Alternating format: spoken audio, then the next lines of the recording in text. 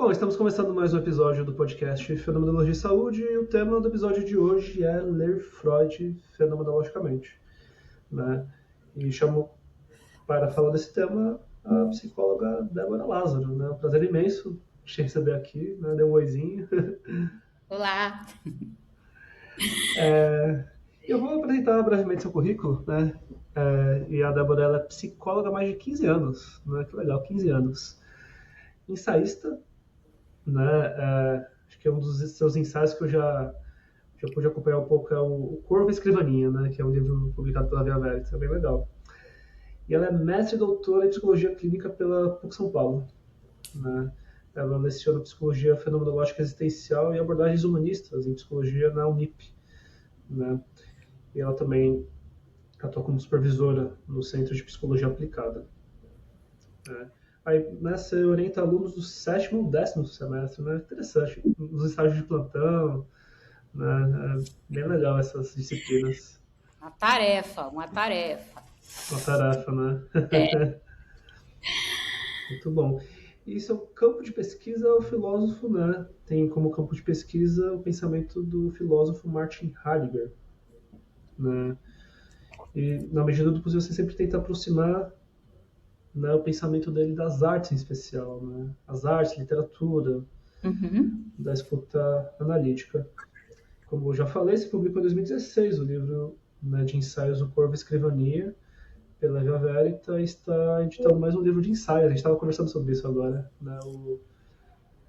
Grandes livros não contam histórias, a dimensão dialógica na obra de Antônio Lobo Nunes. Né? A gente estava falando desse. Eu nunca ouvi falar desse autor, né? Muito legal. É. E depois a gente, né, se puder falar um pouquinho do livro, estou curioso pelo novo lançamento. Em 2025 você funda o Instituto Guima, né? Um centro de psicologia e centro de estudos, né? Onde é que o Instituto Guima fica? Chácara Santo Antônio, né? Por essa Chácara região? Santo Antônio, a gente fica aqui na Américo Brasiliense. Uhum. Ah, tá. Legal. Muito Sim. bom, muito bom. Aliás, já E, começo dizendo que quero você aqui fazendo algo com a gente em breve. Vamos ah, pensar, vamos pensar. vamos pensar. Opa, super top, super aceito. Fico muito honrado pelo convite, né? E vamos, né? Aliás, antes da gente começar do tema, você quer falar um pouquinho do Instituto Guima? Né? Só para a gente entender Sim, também. sim. Mas antes, assim, né, eu queria agradecer Uhum. ao Jordi. Eu acompanho o podcast Fenomenologia e Saúde, acho que eu vi quase todos os episódios. Que legal. Estava reassistindo alguns agora que eu vim aqui falar com você e acho incrível a iniciativa, né, que você tem de pegar a fenomenologia assim e conversar com pessoas que se interessam por esse tema, que eu sinto que está ficando meio pop, assim, não sei se você sente isso. Eu tava conversando com os colegas meus isso, assim. Falei, caramba, tá diferente, né? Tá Tá, mais menino, popular. tá ficando pop, porque, sabe, e eu, assim, um breve parênteses, eu vejo até que, assim, nos discursos, por exemplo, de psicanalistas, já que a gente vai falar de psicanálise hoje, né? Aham. Psicanalistas que eu gosto de ouvir, mais populares, tipo a Vera Iaconelli, a própria Maria Homem, já Uhum. sinto no discurso delas alguma coisa meio fenomenológica ali, não só. Ah, E eu falo, opa, é isso. uhum. Bom, mas enfim, mas o Guima, ao contrário de você, Jordi, que focou o seu projeto, né, mais na fenomenologia em si, o seu podcast chama Fenomenologia e Saúde, né? Uhum. O Instituto Guima, ele é em outro prisma, assim, né? Eu penso um diálogo mais entre as diferentes campos de pensamento dentro da psicologia, né? Então, aqui a gente tem, dentre cursos e Cineguima e uma série de coisas, e o que eu mais gosto, assim, que é o meu xodó, são os núcleos, né? Então, a gente tem o Uhum. núcleo de fenomenologia, tem o núcleo de psicanálise, tem o núcleo de TCC, temos o núcleo de questão racial, questão de gênero e sexualidade, e a gente conversa, né, entre nós. A gente pega um tema anual, esse ano é a ansiedade, E cada grupo desse, a partir dos seus aprofundamentos, no final do semestre a gente se encontra e escuta, né? Porque não, o Guima não é uma tudologia, sabe? Que é essa ideia de misturar tudo que não me agrada. Então, assim, eu falo a partir mais dessa perspectiva fenomenológica, com abertura dialógica, mas sinto que eu estou mais situada nesse campo. E não acho que seja misturar tudo, mas conversar Uhum. entre as diferentes formas de compreender os fenômenos, né? Então, o Guima vem muito isso. O Guima é, obviamente, uma homenagem ao Guimarães Rosa, na minha opinião, Ah, nosso não sabia. escritor. Não fazia ideia. Aham, legal. Pois é. O Guimarães Rosa, que esse grande escritor da nossa língua, né? Porque meu percurso, assim, mestrado e doutorado foi no campo de tentar unir a literatura com a escuta, né? Analítica. Então eu falei, vamos lá, Guima, Instituto Guima, né? Ah, legal, muito bom. Eu gosto dessa proposta, assim, é isso, existem diversas outras linhas de pensamento, além da fenomenologia, né, o fato de você da fenomenologia não faz com que você imediatamente considere nulo, inválido outras disciplinas, na verdade. Acho que o nosso grande desafio na psicologia hoje é saber conversar, saber fazer esse diálogo, ainda que criticamente, né, com essas outras linhas de pensamento. Né? E, de certo modo, ler Freud fenomenologicamente, o título tem um pouco desse estatuto, né? Uma vez que a gente está falando de duas escolas distintas. Né? E pelo que a gente estava conversando, estava dando bastante atenção ao texto Mal-Estar na Civilização, né? Um desses textos da psicanálise que aborda ainda por cima uma questão mais social, né? Uma discussão do modo como a sociedade se organiza, né? Um campo, né? Também que amplia um pouco mais o leque. Então, né, começando já pelo tema, como que a gente lê Freud fenomenologicamente? Né? Essa é a pergunta, né, que não quer Uhum, calar. Então, né, talvez porque, veja bem, eu costumo dizer assim que você também é professor, né, você sabe o que que é. uhum, Eu acho que eu não tive, na minha formação, assim, em psicologia, um grande ou uma grande professora em psicanálise. Não tive esse cruzamento, assim, no meu caminho, né? Então, eu fui me aproximar dos textos da psicanálise, como a gente estava conversando um pouquinho antes, pela crítica à psicanálise, quando li o uhum, Antiédipo, né, do Deleuze e Guattari, Capitalismo e Esquizofrenia. Então eu já comecei a ler meio enviesado, assim, né? Assim, pelo olhar uhum, deleuziano, que vale dizer, não é uma crítica à psicanálise, né? Mas a edipianização do mundo. Esse é o ponto ali no esse muito claro, quer sim. dizer, meio essa tentativa de olhar tudo, né? Tem um dos textos do Deleuze que ele fala assim: uma criança apanhou, se transforma rapidamente em meu pai me bateu, sabe assim? Tipo, Uhum. é. Uhum. Então, Interessante essa colocação, ele coloca. Uhum, interessante. Uhum. não é? Tipo assim, uma criança apanhou, que é uma coisa assim mais fenomenologicamente assim arremessada, né? Assim, mais ampla. Meu pai me bateu, né? Uhum. E, e falando, por exemplo, do mal-estar na civilização, né, toda essa crítica que ele faz ali muito duramente e em todo o seu trabalho, por exemplo, a questão da religiosidade, para o Freud, se eu li bem, né, a religião tem a ver com infantilização, por exemplo, né? Com essa vontade de pai, olha lá o pai, né? Esse grande Uhum. pai, o que não é errado, não é? Assim, se a gente pensar, teria a ver com uma certa dissociação com a realidade, com delírio coletivo, né?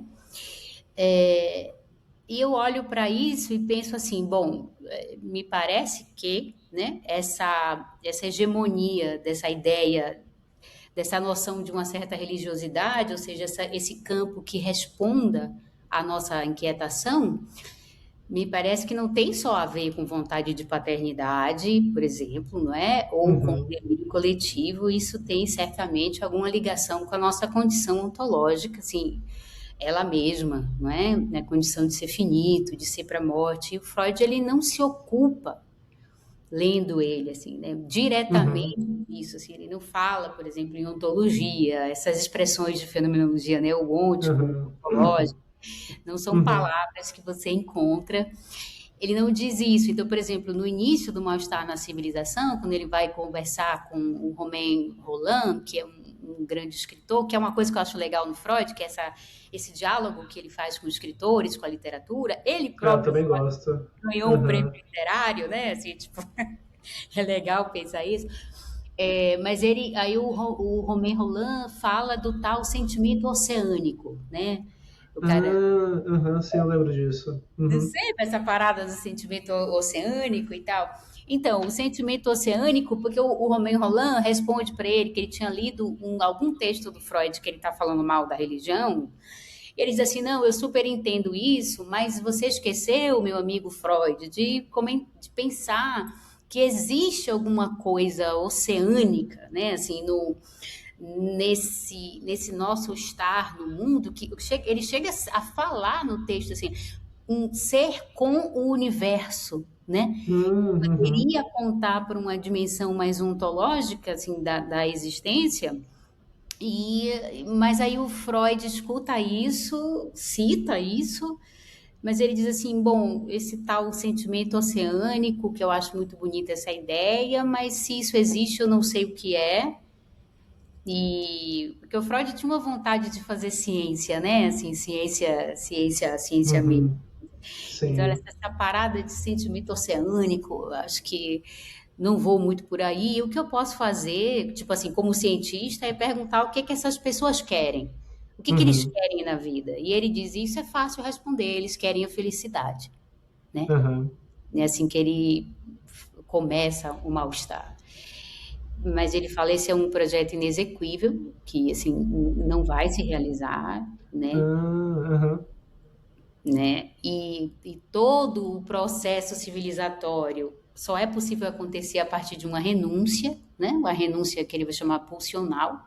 uhum, E é muito interessante ler o Freud, porque mesmo sem ele falar ontico ontológico, quando a gente lê, e aí talvez esse seja o cerne, né? Ler ontologicamente, ele está falando, sem usar essas palavras, ele está apontando, né, nessa direção, né?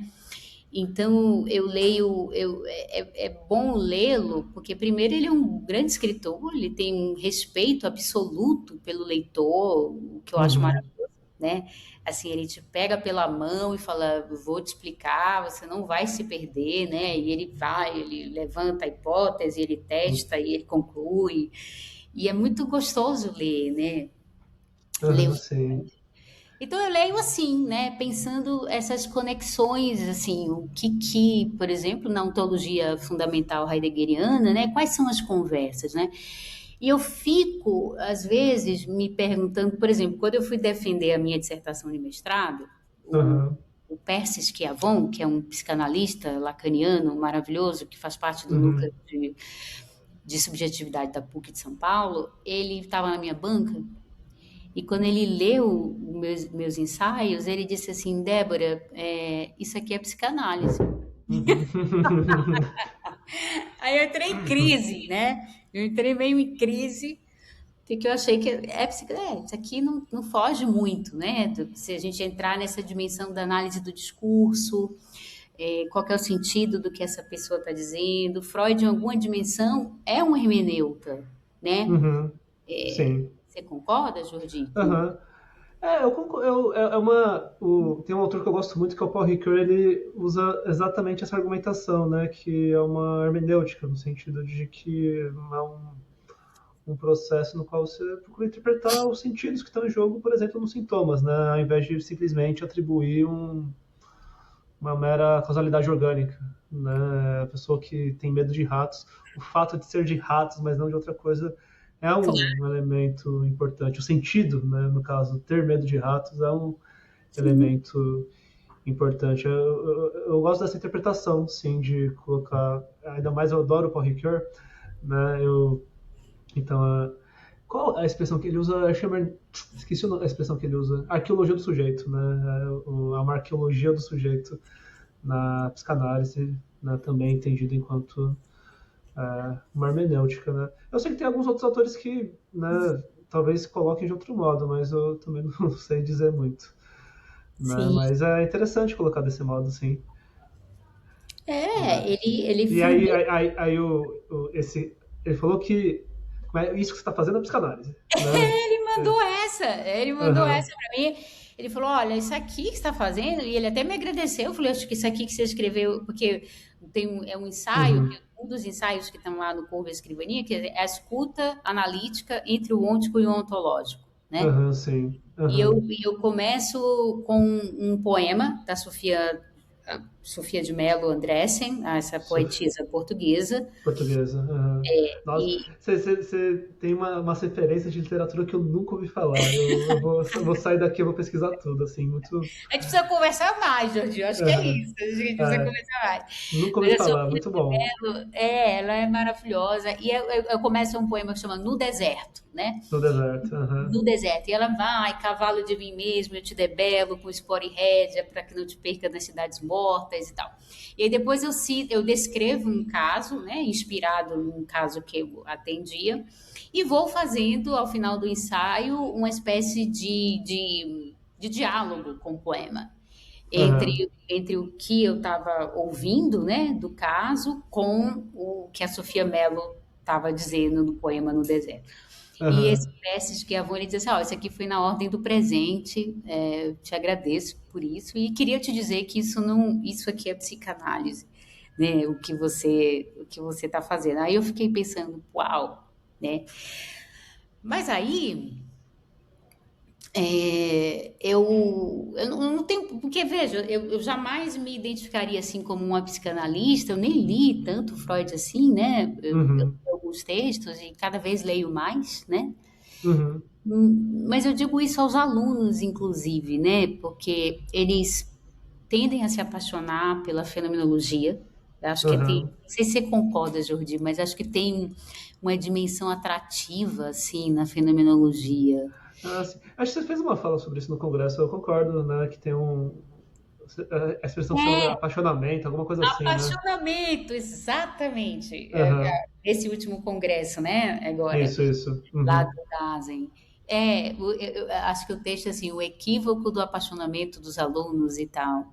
Aham. E porque tem uma dimensão meio da sereia, assim, né?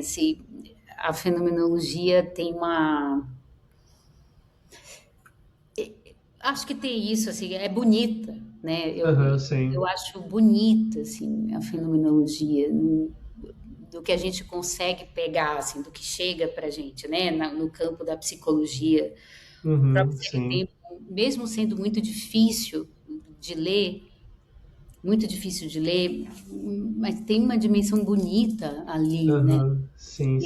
Acho que o grande responsável por isso também é o Sartre, né? O Sartre tem, ele, Nossa! né, a literatura, né? Ele é também não é que nem você, assim, ele, né, tem É, textos teóricos, mas também é conhecido pelas suas obras de literatura, né? o Sartre é uma imensa sereia, né? Assim, tipo, Uhum. assim, que ele vai e ele fala, né? Tem um livro que ganhou até o Pulitzer, que é o No Café Existencialista.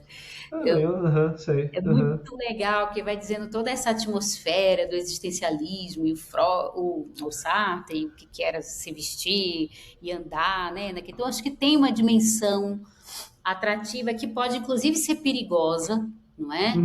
uhum, Quando eu digo assim para os alunos, né? O caráter ou a dimensão de poder ser, né? Que a gente possibilidade do ponto de vista fenomenológico existencial. Isso, para ser apropriado pelo neoliberalismo e tudo, uhum. você é o que você pode, blá, blá, blá, blá, blá, essa baboseira é dois palitos, É né? verdade, aham, sim. Então eu tenho muito cuidado em dizer para ele assim, quando a gente diz que, pelo menos até onde eu entendi, que o Dasein, não é? É esse, então, esse ente arremessado, que é possibilidade, não quer dizer que ele pode tudo, quer dizer que ele não Uhum. é ele é a nada referido, assim, do ponto de vista fenomenologicamente, né? Assim, quer dizer, nada o prediz. Aham. E eu tenho muitas ressalvas sobre isso, mas vamos lá, Uhum. essa é a parada, Uhum. né? Assim, não existe nada que o predetermine. A gente é, assim, em última instância, abertura e possibilidade, beleza. Isso é muito Uhum. Exatamente. atraente, né? Isso é Sim. muito foda. Não era para xingar, mas Ah, pode. Aham, aham. isso é muito atraente, né? Assim, pô, então eu sou abertura e possibilidade. Calma lá, não é bem assim, Aham. né? E por mais que eu tenha esse cuidado ao lecionar, acho que tem uma dimensão muito atraente na fenomenologia, ainda mais em nosso tempo, não é? Que está muito marcado assim por muitos especialistas, né? Uhum. Muita gente cheio de verdade, cheio de certeza, né? E então vem alguém, chega um professor, eu sou professora do sétimo, a partir do sétimo semestre, então eles já tiveram Uhum. contato com psicanálise, com terapia cognitivo-comportamental, com, enfim, que mais? Com a história da psicologia, babá. E aí chega uma professora e fala assim, Aham. sabe, Ah, tudo isso que vocês fenomenologia mais pro final. Fenomenologia é mais pro mais para o final. final, sétimo, Aham. oitavo. Tudo Uhum. isso que vocês ouviram, suspendam, Uhum. né? É um pouco isso, assim, tipo, vamos dar uma pausa, é, não é por aí, assim. Aham, E sim. isso é perturbador, não é? Mas também muito atraente porque eu acho que tem isso, assim, a gente está meio saturado, né, desse excesso de certezas e todo mundo podendo falar e todo mundo cheio de verdades e se tem uma coisa que a fenomenologia faz por nós, ao menos fez por mim, é diminuir as minhas certezas, né? Assim, cada vez Uhum. eu tenho menos certezas Uhum. na Sim. vida, assim.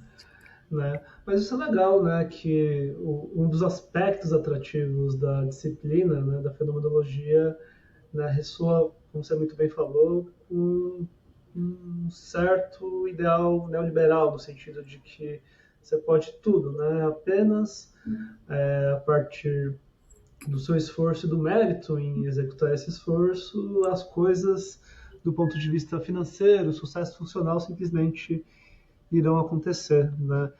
E é isso, né, acho que pegando essa definição da Zen possibilidades, mas também ele é arremessado, né, ele é jogado. O fato Uhum. dele estar jogado impõe uma série de limites, no sentido de que você é jogado no mundo em que você tem que falar português, se você nasce no Brasil, você é jogado no mundo em que, né, as trocas comerciais são realizadas de um determinado modo, talvez você tenha que vender sua força de trabalho, né, todas essas coisas. Então, acho que é esse aspecto do arremessado que merece ser mais destacado, né, justamente para, de algum modo, dar uma arrefecida num certo idealismo romântico, né, apaixonado até, como você falou. E eu acho que o Mostra na Civilização, né, talvez seja um texto ainda que, né, a gente esteja falando de outra tradição, mas ao mesmo tempo identificando esses pontos de convergência. O mal-estar na civilização fala justamente que o mal-estar deriva do fato de que em sociedade a gente não pode simplesmente fazer tudo, né? Existe uma interdição, né, que torna possível a vida em comunidade. Mas, Exato, né?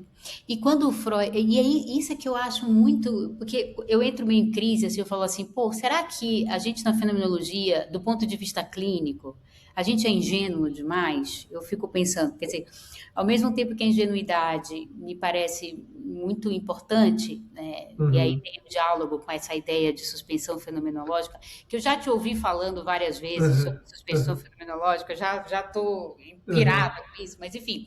Pegando uhum, do ponto de vista raso, essa ideia de suspensão fenomenológica, essa ingenuidade nossa, eu falo, porra, será que, não é? A psicanálise pensou coisas muito sérias, como a questão uhum, do desejo, como sim, é essa a questão da sexualidade. uhum, A gente não tem uma nota, não tem uma nota no Ser e Tempo uhum, sobre a sim, sexualidade. é Uma nota. verdade. eu teria que reler, tá? Mas eu, assim, não vi, não É, é? não tem. Uhum. Essa noção de pulsão que me parece determinante assim dentro da psicanálise e que eu acho, aí eu fico pensando, né, de que maneira, por exemplo, essa ideia de pulsão conversa com alguma coisa que a gente pensa na fenomenologia. Então, Uhum. para mim, dos conceitos mais importantes da psicanálise, dessa ideia de pulsão, o Percy Schiavon pensou o pragmatismo pulsional, por exemplo, né? Uhum. É o Persis? Uhum. Pragmatismo funcional. Legal. Uhum. Pragmatismo funcional, quer dizer, é um conceito muito importante na psicanálise, sobre o qual a gente não tem notícia, ou pelo menos não com esses termos, né, dentro, assim, do campo fenomenológico, clínico. Uhum. Mas isso é muito interessante porque, veja, ele diz o quê? A gente não é regido por instinto. Isso é muito Uhum. bom. Sim. Não me Uhum. vem pra cá, você, homem, macho, querer dizer que você estuprou uma garota porque é o seu estilo. Não. Uhum. É, a gente é um pouco mais refinado, né? Ou a gente é um pouco mais complexo. A gente é regido por pulsão, do ponto de vista psicanalítico. Pulsão não é um mero instinto, né? Uhum. E aí eu fico pensando de que modo isso conversa com essa noção de que tudo é um ente, não é? Não é essa a ideia? Tudo é ente, mas o ser não é um ente. Então a gente está falando, então, isso é precisamente a negatividade ontológica. O ser não é um ente. Temos aí um problema, né? Esse é o ponto do ser e tempo. Então, o Heidegger, se eu entendi bem, foi nos estudar, porque somos então um ente peculiar. Mente peculiar, sim. Um Uhum. ente peculiar que pode então se interrogar sobre essa questão do ser, que é o que ele está tentando investigar. De algum modo, o Freud está dizendo isso com a noção de pulsão. Ele está dizendo a gente é diferente do bicho, de um mero bicho, Uhum. de um mero Uhum. animal, não é? A gente é mais complexo à medida em que a gente é atravessado pela cultura, a gente é atravessado por- pelo mundo, para usar a linguagem fenomenológica. Então, acho que tem conversa, né? Assim, é nesse sentido que eu fico tentando Uhum. entender como que esse pensador que é fundamental, não é? Alguém disse que um dos grandes tapas na humanidade foi o Freud que deu, né? Então, Uhum. Copérnico, não é? Lá com a gente não está no centro de tudo, né? Depois vem o Einstein, a gente é um pouco o Einstein, não, o Darwin, a gente é um pouquinho É. melhor do que os primatas e o Freud é o outro que dá Uhum. esse segundo trabalho. Então, de que modo esse pensador que é tão fundamental para a clínica, né? O que ele está dizendo que conversa conosco? É nesse sentido que o Freud me interessa. Uhum, sim, acho que faz sentido. Acho que né, tem até aquela história da tradução da. Esqueci o nome, trib, né? E, Para o inglês foi traduzido como instinto, sim, mas para algumas traduções foram né, traduzido como instinto, e esse é tido como um grande erro de tradução, assim, dentre os sim, psicanalistas, porque o ideal é pulsão, porque não se trata de uma espécie de um mecanismo biológico, né, um comportamento sim. pré-estabelecido em função do modo como o seu organismo funciona, né, a pulsão ela procura identificar né, algo que torna possível, que digamos movimenta o agir, Uhum. mas que não é da natureza do instinto, né? E E acho que tem bastante consonância sim com a fenomenologia, justamente pelo fato também de que o Dasein, o eu transcendental, a concepção de sujeito da fenomenologia, de modo algum, ser uma concepção é, biologicista, né? O Dasein é o cérebro, né? Não são não, coisas diferentes. perfeito, exato, não é? Então, assim, há que ter essa discussão mesmo sobre essa tradução, porque acho que ele. Uhum. E talvez aí esteja o cerne da coisa, né? Ele não é, embora ele seja um neurologista, né? O Freud era um médico e tal, Uhum. mas ele tá apontando para outro campo, assim, ele tá dizendo que o Uhum. buraco é mais embaixo, assim, tipo, não é É. só uma questão de instinto, né? A gente, fenomenologicamente falando, poderíamos dizer que o Freud está dizendo a gente é um ente com outra especificidade. Uhum. É outro rolê que eu quero falar. né? Aham, sim. Sim, né? E isso é muito. E aí é que eu acho que, por exemplo, quando eu mais gosto de ler o Freud é quando o Freud está pensando a cultura, quando ele está Uhum, pensando fenomenologicamente falando assim, o nosso aí, não é? Essa coisa que fez o Heidegger dar essa virada no pensamento dele, né? Que é a questão da historicidade, né? Assim, de que modo eu não posso seguir o Heidegger, né? Por aqui, uhum, porque tem esse aspecto que é muito importante e que eu não posso desprezar, né? Que é a questão da historicidade, assim, tipo, uhum, desse tempo, desse aí que é marcado por um tempo e que isso não é qualquer coisa, não é? sim. Os dois, em alguma medida, acabam procurando responder problemas muito semelhantes, né? Tanto no que se refere à constituição do indivíduo, do sujeito, do Dasein, do, Uhum. mas de uma maneira não biologicista, né? De uma maneira não organicista, e por outro lado, né, gradativamente eles procuram, em alguma medida, entender melhor, né, como é que esse indivíduo se insere no contexto social, né? O Sim, mal-estar, acho que o interessante do mal-estar é isso, o, os textos sociais do Freud, né, que a galera fala, né? Tem o monoteísmo, tem futuro de uma ilusão, né? São os textos mais sociológicos do Freud, tanto que são os textos que costumam ser lidos pela galera da sociologia, né? De quem faz ciências sociais. É bem exato. interessante isso. E que são os textos que, para mim, né, fazem dele um clássico, né? Eu até Uhum, no vídeo de divulgação que eu fiz do curso, eu falei assim, o que que é um clássico? Aí eu cito o Ítalo Calvino, né, no Por que ler os clássicos?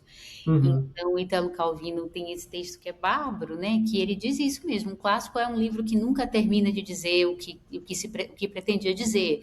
E eu sinto uhum, que o Mal-Estar é um texto assim, né, e ele alcançou esse estatuto de clássico, porque assim como a literatura, não é? uhum, Ele não está marcado pelo tempo, ele não é um texto datado, não é? Ele uhum, não é o que que difere um conto de uma crônica, né? Do ponto de vista literário, a crônica ela é datada. Você lê e você consegue datar aquilo, né? Ela está falando de um evento específico que aconteceu no tempo e tal. Um conto tem a ver com Once Upon a Time, né? Era uma vez. uhum, Então, esse tempo do era uma vez, né?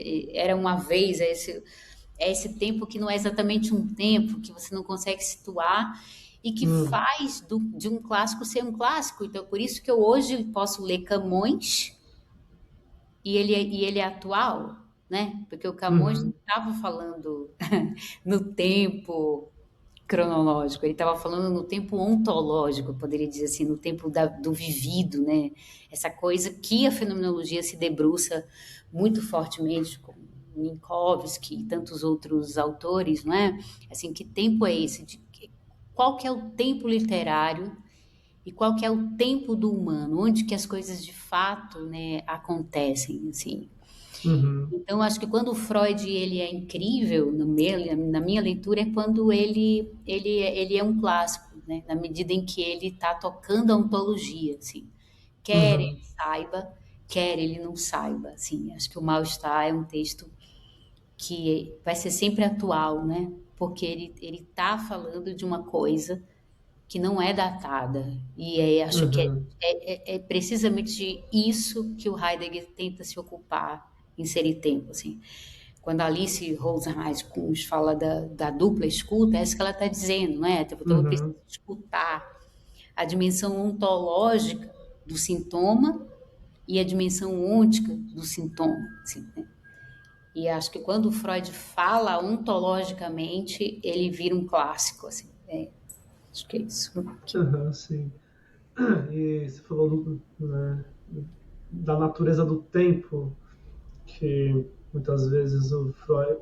Não, exatamente, você falou que a literatura se refere, né? O Era uma vez, Once Upon a Time.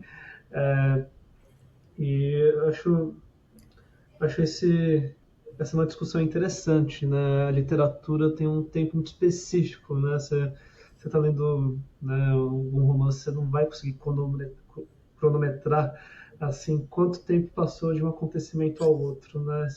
No filme você até, né, em alguma medida você até conseguiria, que depende dos cortes e tal, mas na literatura quanto tempo, né, dura a cena que está sendo narrada, quantos anos passaram desde o início do livro até o final, né? Acaba sendo muito secundário, porque o mais importante é como que os eventos se encadeiam, né, para tornar aquela história uma história que faça sentido, de maneira geral, né? Uma história com início, meio e fim, e no final das contas, no consultório, né, enquanto pacientes, a gente muito da nossa fala diz respeito a uma história também.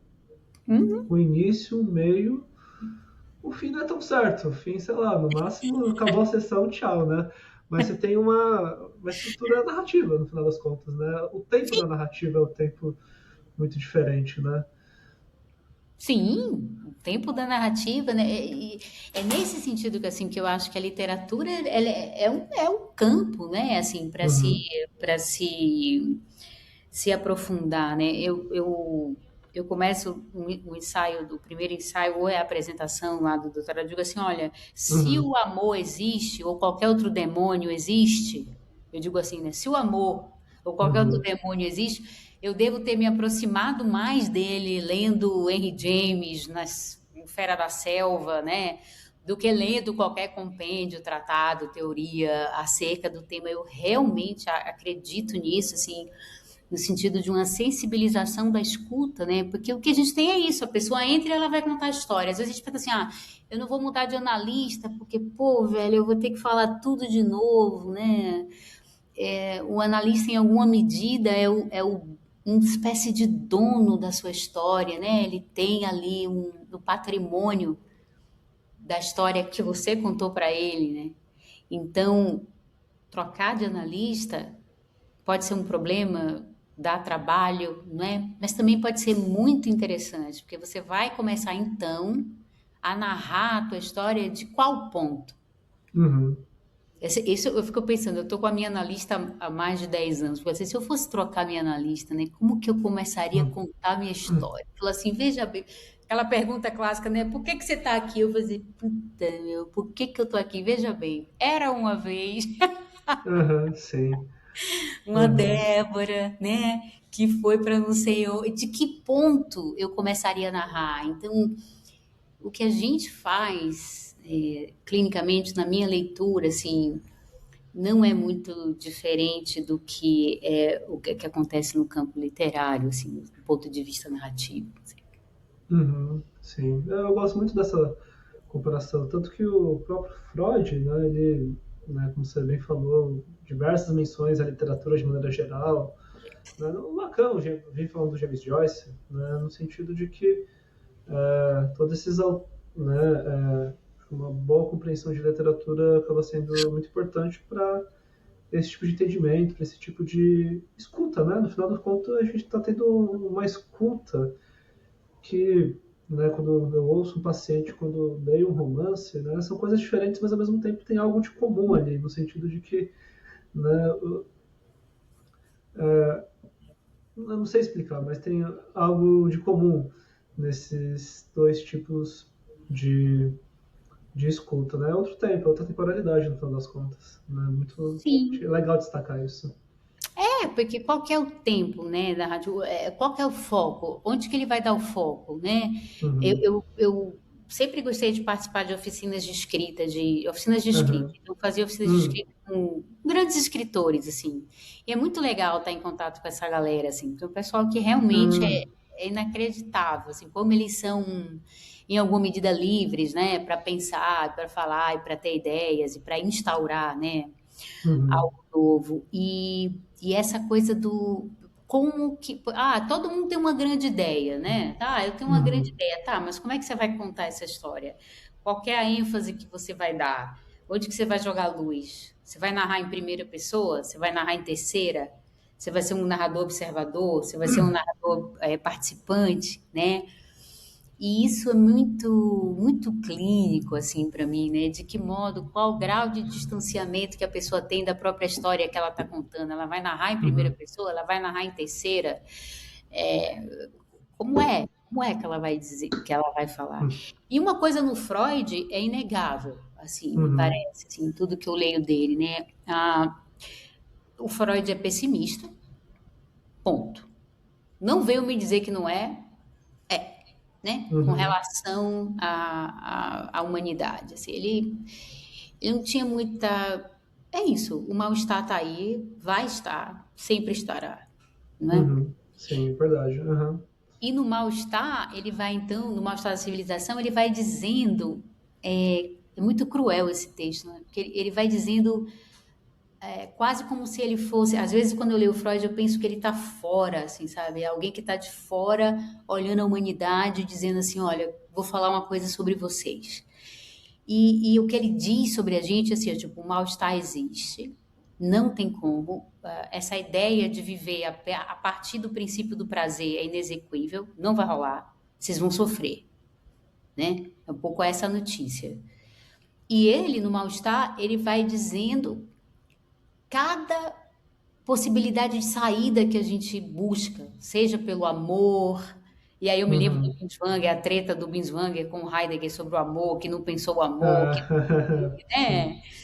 E é muito legal quando você lê o Freud, que quando ele vai falar do amor, ele, do mal-estar, ele diz assim, olha, ele cita e diz assim, depois eu preciso falar mais profundamente sobre isso, que esse tema do amor é muito sério e Uhum. é muito importante, mas ele aponta como uma das saídas, né? Uma das saídas do mal-estar, e ele vai meio que apontando os problemas de cada uma dessas saídas. Então, ele fala do budismo, ele fala do ermitão, sabe? Essa pessoa, o ermitão que quer ficar então isolado, ele quer sair Uhum. do... Ele fala isso não vai resolver a questão, né? Mas se ele aponta alguma luz, é pelo campo da sublimação, né? Assim, tipo, Uhum. então, que seria... A saída, então, seria sublimar, né? E que ele próprio diz que é um problema. Qual que é o problema da sublimação, embora seja a melhor saída para o mal-estar? O problema da sublimação é que ela é para poucos. Uhum. Uhum. Uhum. Poucos, né, vão sublimar, vão ter.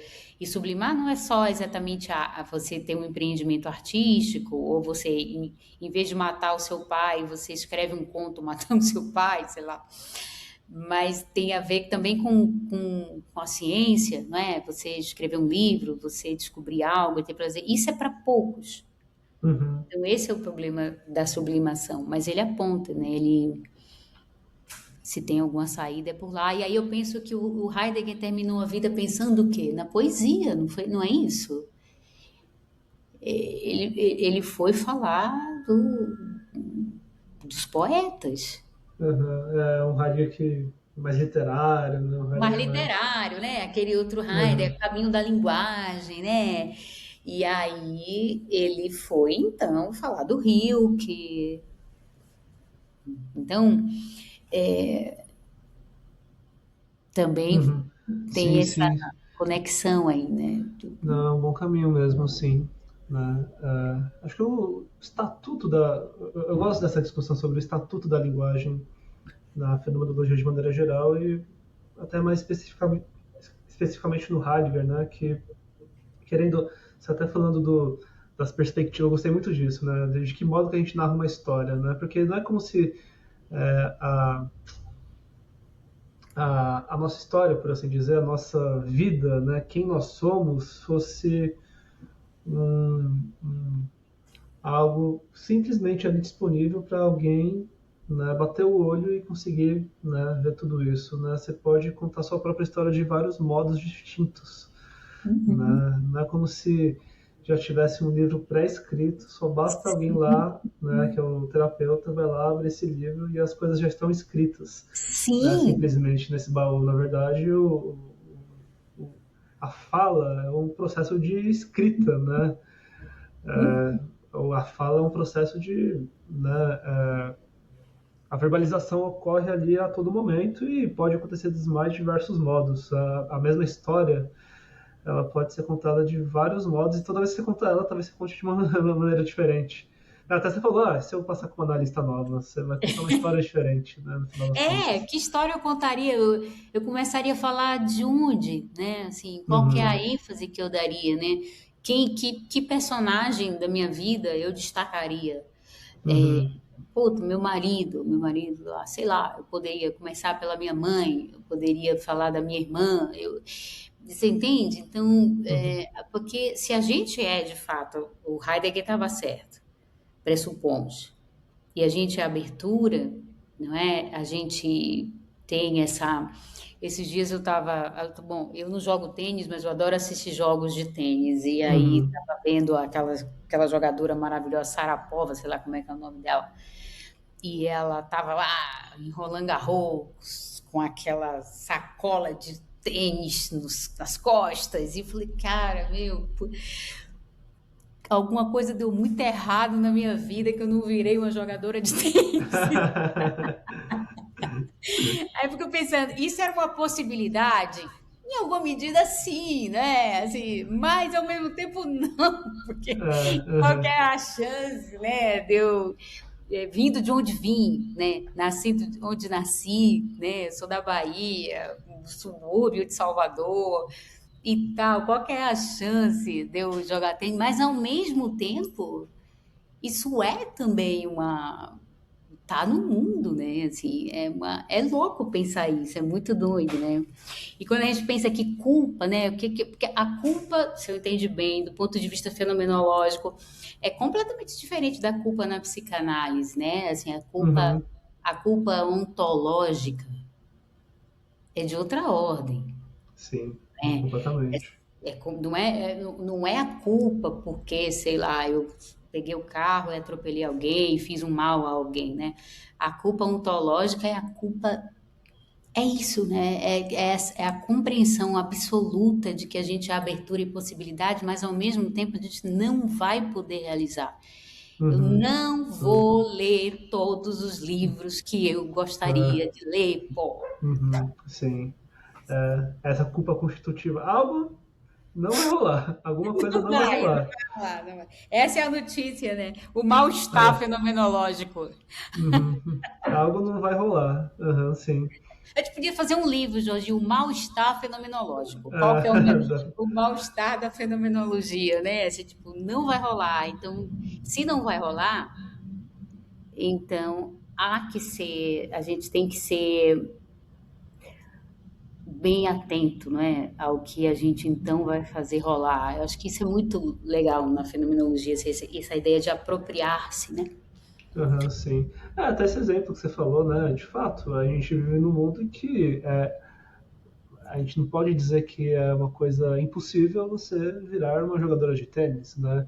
Talvez É, seja impossível você ser uma guerreira medieval, né? Vai para as cruzadas sim. porque não tem mais cruzadas, né? Passou. Mas a gente está num contexto do qual, né, existem condições que permitiriam você ser uma atleta de tênis, só que por mais que exista, né, é muito improvável, né? Você falou, pô, eu cresci no subúrbio de Salvador, né? Salvador, Salvador, tal, né? Não não tinha uma quadra lá que você podia ir uma todo quadra de dia, e, tênis, assim, tipo, né? nem um Raquete, sinal de uma quadra de tênis. Assim. né?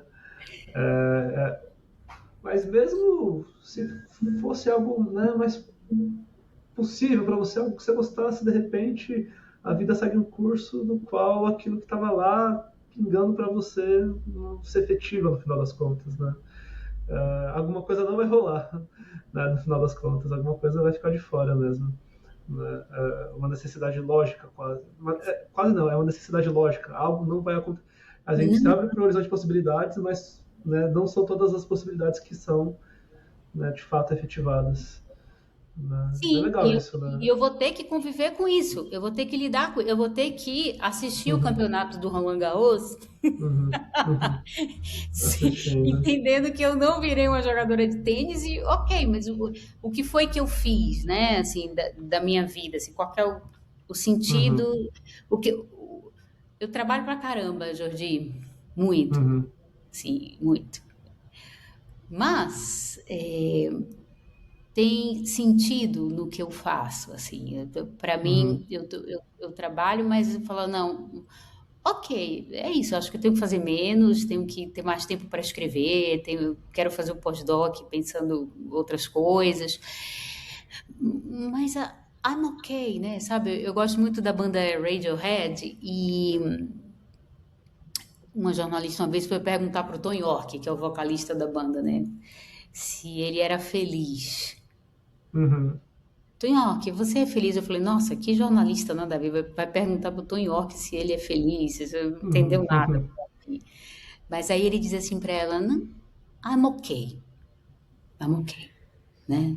Eu tô, eu faço o que eu gosto, tô perto de pessoas que me amam e que eu amo também, eu faço música que é o que eu curto e I'm okay. Eu falei, porra, se o Tom York tá dizendo só que ele tá ok, então que Sim, posso eu, né? exatamente.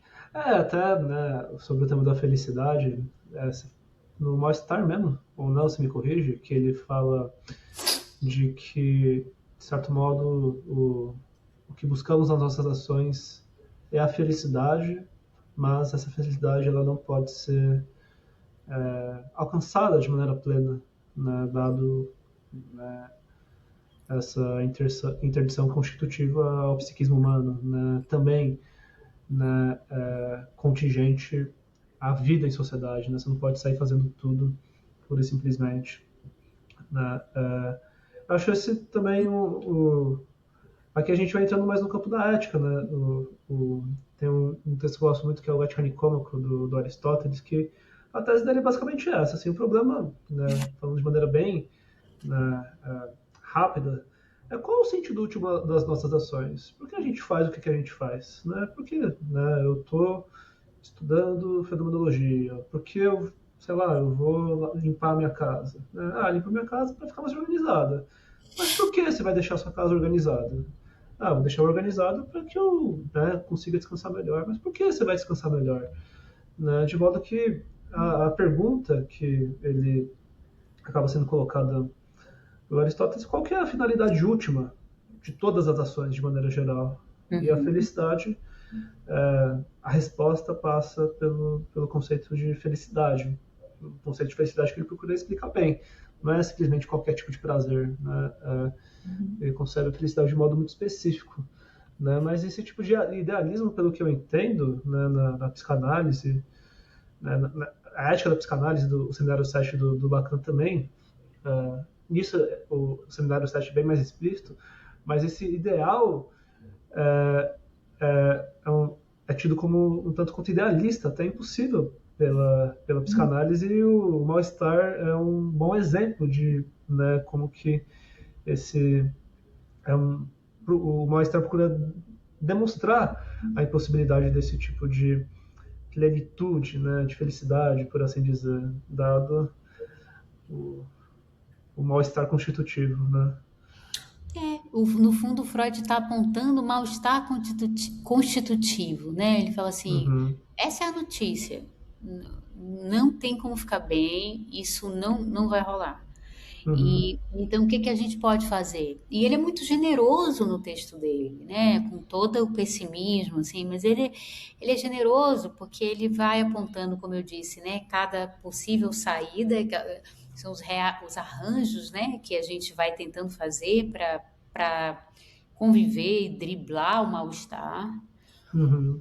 E ele é generoso, assim, tipo, assim, a melhor saída é essa, né? Assim, o que que a gente pode fazer? E ele diz mais no texto, ele faz uma espécie de alerta, né? Assim, Uhum. e que assim, se a gente não parar para olhar para as nossas questões pulsionais, né? Os destinos das nossas questões pulsionais, o desfecho é meio ruim, sabe? Sabe aquela pessoa que e quase dizendo assim, vá falar, né? Vá fazer terapia, vá falar, porque senão Uhum. a consequência é muito ruim, né?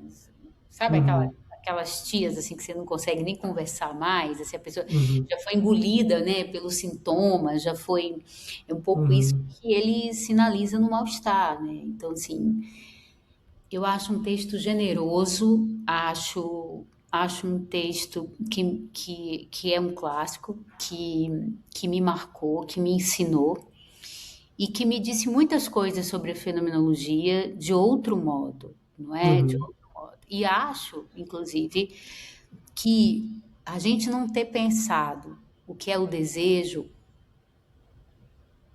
o que é a pulsão, isso que ele está chamando, podia até dar outro nome, mas assim, Uhum. o que que são essas coisas, o que que é a nossa sexualidade, acho um buraco no nosso campo que precisa. Então, se você vê pensadores como Peter Sloterdijk, que ele está aí tentando, não é? Pensar essa dimensão ser com, que eu acho que o Heidegger aponta, mas não desenvolve, né? E esse ser, essa dimensão, esse existencial, né? Ser com os outros, é muito importante, porque eu não, eu vivamente, assim, poderia dizer, talvez por influência do Freud, eu não acho que a gente foi meramente arremessado no mundo, sabe? Uhum. Eu acho que não, assim, a grande maioria dos seres aí, eles foram acolhidos de algum Uhum. modo por alguém e encontraram, porque senão nem aqui estariam, não é? A gente é diferente da tartaruga. Uma vez aquele professor Clóvis de Barros, ele disse, pô, se uma tartaruguinha, né, estiver na frente do mar e um ser humano, a tartaruguinha vai correr para o mar e o ser humano vai ficar ali e vai morrer. Uhum. Então, a gente nem aqui estaria se a gente não tivesse sido acolhido. Então, acho que essa noção de que a gente foi simplesmente arremessado, não sei se ela exatamente Uhum. me convence, mas eu posso estar influenciada pelo Heidegger, pelo Freud, ao ato falha. Uhum. Eu acho que os Sloterdijk tem uma leitura que vai um pouco nesse caminho mesmo, né? Eu não conheço muito, mas eu já ouvi falar. Eu não entrei muito nessa literatura, até curioso, mas eu tenho que terminar de ler esse texto, né? Mas o, o ser jogado, né? O uso dessa expressão, eu ouvi dizer que também tem a ver com esse passado cristão do Heidegger, né? No sentido do mito da queda, Sim, o mito da queda, né? A saída, a expulsão do Éden, no sentido de que de repente você se vê num contexto, né, num mundo no qual é você por você, digamos, né? Comer a maçã, né? A sabedoria que vem com a expulsão do paraíso vem junto com uma liberdade até desalentadora, né, por assim dizer. Ainda, né, tipo, que tem a ver com esse passado cristão do Heidegger, né, também a gente não pode assumir imediatamente que se ele tem exatamente um texto cristão, né, é um texto secular, sim, mas é interessante pensar nesse passado, né, do pensamento do Heidegger. Mas de fato, assim, a expressão ser jogado, ela destaca muito esse caráter inóspito, né, que hum, é algo que é passível de ser questionado, sim, com certeza, né? Se é de fato tão desalentador, né? O estar no mundo tal como o Heidegger descreve. sim. Eu li aquela biografia do Safransky, né? O Heidegger é um gênio para além do bem e do mal, e é muito Ah, bonito o trabalho. uhum, E ele fala lá, né, que o Heidegger ele teve uma parte dos estudos custeados pela Igreja Católica, ele foi estudar uhum. teologia, né, depois. E o Heidegger era esse menininho, né, que tocava o sino da igrejinha. Ah, é, que É legal. muito Uhum, bonitinho ver isso, assim, ele tocava o sino da igrejinha do lugar onde ele estava, acho que era Freiburg, sei lá, uma pequena cidade alemã, né? E ah, eu vejo muita coisa teologal, assim, no Heidegger com outros nomes, né? E Uhum. a Alice Kunz tem dito isso nos escritos dela, e ela teve agora no congresso e falou de novo isso, né? Assim, quanto que o Heidegger bebeu da fonte do Kierkegaard e não deu os créditos. Uhum.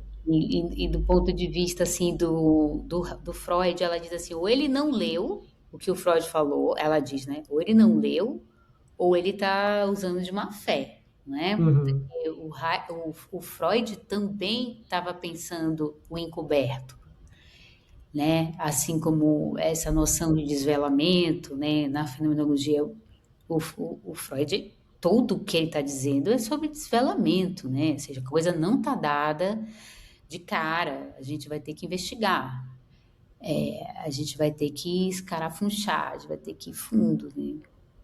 Uhum. O Paul Ricoeur, ele fala que tem três filósofos que, né, têm esse estatuto de perfuradores de máscara, no sentido de que aquilo que seria imediatamente manifesto não contém totalmente a verdade, tem esse caráter enganador, né? Nietzsche, Marx e Freud. Né? Nietzsche no sentido das dinâmicas de poder, o Marx no sentido da ideologia burguesa ou outras ideologias, e o Freud, né, o próprio estatuto do inconsciente, né, ele fala até do falso cogito, né, o falso cogito no sentido de que aquilo que pensamos, né, se na filosofia clássica é a fonte absoluta da verdade, na psicanálise é a fonte também da verdade, mas que exige uma desconfiança, por assim dizer, né? E de fato, o Heidegger, é, diferente do Russell, né? Acho que eu concordo com esse ponto do Ricoeur, ele também tem uma certa desconfiança, né? O impróprio, a absorção no impessoal, né? Há uma desconfiança aí no sentido de que você se aliena de um outro tipo de verdade, né? Você se aliena do reconhecimento do seu caráter de finitude, né, da responsabilidade inalienável pela própria existência, do qual você não pode simplesmente fugir, e, enfim, coisas do tipo, né? Então, de fato, né, é algo que o próprio Heidegger está falando no sentido de também, né, promover uma desconfiança daquilo que é dado imediatamente aos sentidos. O Freud também fez, né, ainda que com uma outra explicação, com outro modelo. Né? Acho que não à toa na França, né, todos esses autores assim foram amplamente lidos por toda, né, o Merleau-Ponty, o Sartre, todos eles estão lendo Freud, Heidegger, Nietzsche, então todos eles são amplamente discutidos por esses autores da França, né, no século XX. É É, legal. é. E acho que assim, e aí talvez uma última nota, né? Assim, no sentido de que sim, ah, eu termino de ler o Freud, queria dizer isso, Uhum. assim, e eu termino meio down, assim, meio ferrou, né? Assim, vamos tentar ver o que é que vai rolar, porque não vai, né? Então, me parece assim faltar, e aí talvez tenha a ver com a minha herança do núcleo de subjetividade da PUC, Peter Paul Pelbart, leitura do Deleuze, que é diferente do Deleuze, que é um autor que você termina de ler e você sai querendo escrever, você sai alguma Uhum. coisa acontece em você, né? Assim, isso eu não vejo, não sinto mesmo do Freud, né? Então, eu também nem acho que ele queria isso, né, mas é um fato. Então, eu sinto falta de vida, né? Assim, porque se a gente falou de arte, né? O que que caracteriza uma obra de arte? Várias coisas podem caracterizar uma obra de arte, mas para mim o mais decisivo é o fato que caracteriza uma obra de arte é que ela dá a fazer mais arte, sabe assim? Uhum. É como se fosse uma fagulha que há no texto, no poema, e whatever, ou no quadro, em alguma, na escultura, em alguma coisa que ela abre para a possibilidade de fazer outras coisas. Acho que isso Isso para mim é determinante, assim. E não sinto isso mesmo no texto do Freud. Se eu termino de ler e falo, tá bom, valeu, você é foda e vou dormir, sabe? Eu Aham, termino sim. de ler o Deleuze e eu fico, uau, eu quero escrever um Aham, ensaio sobre isso, assim, sabe? Eu acho que essa é a maior crítica que eu tenho a fazer ao Freud. Não que ele esteja errado, mas acho que é aham, isso. sim. Dá a fazer. Né, até lembro uma frase do Paul Ricoeur mesmo, tava com essa frase na ponta da língua, que é o símbolo dá a pensar, né, no sentido de que né, tem algo dado no símbolo. Por exemplo, no sonho, né, no sintoma, numa expressão religiosa, tem algo que é dado, né? A partir daí você pensa algo novo, né? Ele até, de certo modo, contrapõe, tem um certo aspecto crítico ao Freud, que não é como se o símbolo, né, simplesmente aquilo que a gente pensa do símbolo fosse um segredo oculto e fundamentalmente verdadeiro a respeito do símbolo, né? Na verdade, aquilo que a gente interpreta do símbolo, né, parte do símbolo, porque o símbolo está dado de antemão, você não inventou Uhum. aquilo que vai sair no sonho, mas as interpretações que você faz é algo novo, né? Tem um caráter um tanto quanto artístico, criativo, no sentido de você pensa algo novo, você produz algo novo, né? Tal como né, tem uma certa expressão criativa em algum Sim, grau na nem que interpretação do seja símbolo. o micro novo, não é? A gente não está falando de coisas grandiosas, mas assim, de. E eu ando meio às voltas, né, com o Didi Uberman, né, pensando nessa coisa dos vagalumes, essas pequenas luzes, né, que existem e que tendem a ser ofuscadas pela claridade, Uhum, né, pelo excesso de claridade, pelo excesso de razão, pelo excesso de lógica, pelo excesso de certezas, né? Um mundo com muita claridade é um mundo que não vê as pequenas luminescências assim dos vagalumes, por exemplo, que é o que nós somos, né? Assim, pequenas luzes. Então, você está aqui, pô, você fez o podcast, eu estou aqui com você, eu estou fazendo o Guima, eu tô. Então, são pequenas e importantíssimas ações, não é? uhum, Que com muita claridade, com muita razão, a gente não vai enxergar, né? Então eu acho que autores mais afirmativos, não é? Como o Deleuze, vou insistir, que chega e diz assim, e aí foi falar de esquizoanálise, de aba 4, mas por que ele foi falar de esquizoanálise? Porque ele diz assim, essa renegação do inconsciente, o inconsciente simplesmente como um lugar de depósito, de dejetos, de coisas ruins, assim, não é isso. E aí o Deleuze entende o inconsciente como uma usina, né? Uma usina de criação, de fábrica, de algo que pode sair de lá, né? Então, eu tendo, Jordi, a ler autores mais afirmativos, assim, que apontam na direção das pequenas, grandes luzes, do que ficar ali, sabe? Ah, uhum, tamo na uhum, merda e fudeu. E uhum, uhum. Legal, acho muito que é bom. isso. Uhum, legal, legal. Débora, acho que já chegamos no final da entrevista, né? Eu tô sempre, né, tentando ficar mais ou menos uma hora, porque aí vai chegando no final, a recepção vai, Com né, certeza. diminuindo. E agradeço muito, né, pela sua presença. Acho que muito boa conversa. Acho que é sempre bom ter essa oportunidade de conversar um pouquinho mais sobre tanto psicanálise quanto literatura, né? Ah, não, esqueci de falar uma coisa importante, né? Tem um livro, né, que você vai lançar. Você quer falar um pouquinho dele? Como é que é? Grandes livros não contam histórias. Ah, sim, A grandes dimensão livros. dialógica na obra de Antônio Lobo Antunes. Ah, na obra de Antônio Lobo Antunes. Sim, que são os ensaios que eu escrevi no doutorado e que vão virar um livro, né? Onde eu vou partindo dessa premissa, né?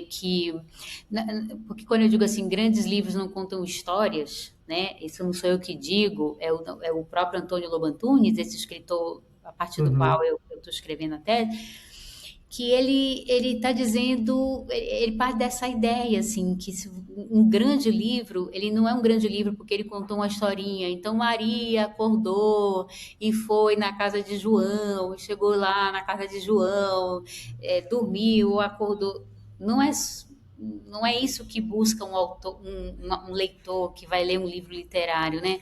A gente, quando lê um livro literário, está em busca do inefável, daquilo que a gente mesmo não está conseguindo formular e que um grande autor nos ajuda a formular, né? Isso não tem nada a ver com contar a historinha da carochinha, né? Porque se eu quero história, eu vou ler o quê? Uma biografia, eu vou assistir novela, né? Eu acho que a literatura é o campo do ontológico, por assim dizer, assim, para falar a linguagem fenomenológica, é o campo onde a dimensão ontológica nossa acha espaço de respiração. E isso não tem a ver com a unicidade, vai, das histórias, né? Que eu acordei, comi pão e fui não sei o quê, né? Os diários do Kafka são extraordinários porque são ontológicos. E não porque ele está contando que ontem ele estava entediado, né? Enfim, essas coisas que eu pensei no doutorado e que vão estar nesse livro a partir da obra do Antônio Lobo Antunes, que é um autor hermético, fechado, difícil, e que eu tentei trazer, assim, jogar um pouco de luz nessa obra, que para mim é extraordinária. Legal, muito bom. Então, estamos aguardando a publicação. Sairá. Muito legal. Então é isso. Muito obrigado mais uma vez por aceitar o convite. Ótima conversa. E ficamos por aqui, gente. Até a próxima. Até, eu que agradeço. Beijo, tchau.